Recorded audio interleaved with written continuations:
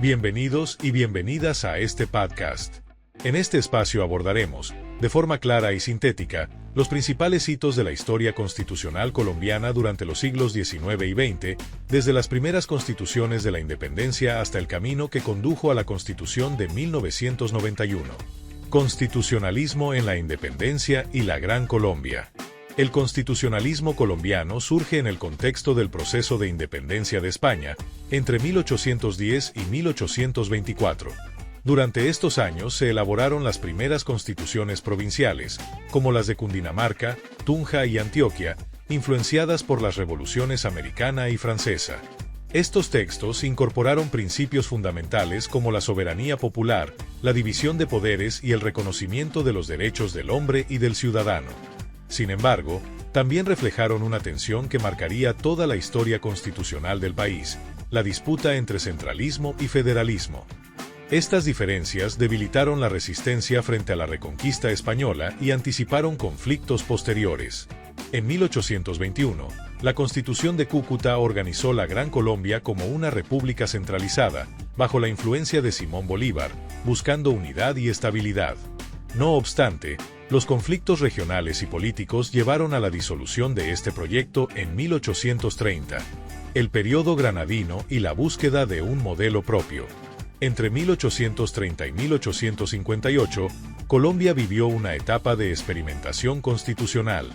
Las constituciones de 1832, 1843 y 1853 expresaron las oscilaciones entre liberalismo y conservadurismo, así como entre centralismo y federalismo. Destaca especialmente la Constitución de 1853, que introdujo avances significativos como el sufragio universal masculino, la libertad de cultos y la separación entre la Iglesia y el Estado, marcando un momento de apertura democrática inédito para la época. Federalismo radical en la segunda mitad del siglo XIX. La segunda mitad del siglo XIX estuvo marcada por el experimento federal. Las constituciones de 1858 y 1863 establecieron un federalismo radical, otorgando amplia autonomía a los estados. La Constitución de Río Negro de 1863 fue una de las más liberales de su tiempo, consagrando libertades amplísimas como la libertad absoluta de imprenta y la abolición de la pena de muerte. Sin embargo, este modelo también generó fragmentación del poder y múltiples guerras civiles, evidenciando la dificultad de construir un Estado estable. Las tensiones entre liberales y conservadores, económicas, ideológicas y regionales, se mantuvieron sin resolución definitiva. La Constitución de 1886 y la hegemonía conservadora. La nueva Constitución, impulsada por Rafael Núñez y Miguel Antonio Caro, estableció un Estado unitario, centralizado y confesional, con un presidente fuerte. Este texto reforzó el poder ejecutivo, reconoció a la Iglesia Católica como pilar del orden social y restringió derechos políticos y libertades públicas mediante estados de excepción. Aunque estuvo vigente por más de un siglo, este largo periodo estuvo marcado por conflictos profundos, la Guerra de los 1000 días, la separación de Panamá, la violencia y el Frente Nacional, entre otros. Reformas del siglo XX y crisis del modelo. A lo largo del siglo XX se realizaron numerosas reformas para adaptar la Constitución de 1886. La más relevante fue la de 1936, impulsada por Alfonso López Pumarejo, que introdujo la función social de la propiedad, la intervención del Estado en la economía y la protección del trabajo.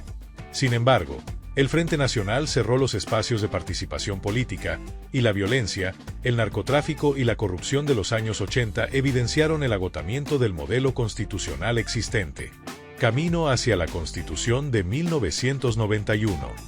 La crisis institucional dio origen al movimiento estudiantil de la Séptima Papeleta, que impulsó la Asamblea Nacional Constituyente de 1991. Por primera vez, participaron sectores históricamente excluidos, dando lugar a una constitución pluralista, garantista y participativa, que transformó profundamente el orden jurídico colombiano. De este modo, la historia constitucional colombiana refleja una permanente tensión entre unidad y diversidad, orden y libertad, tradición y cambio. Gracias por acompañarme en este recorrido histórico. Lo invito a seguir explorando estos temas de manera autónoma. Hasta pronto.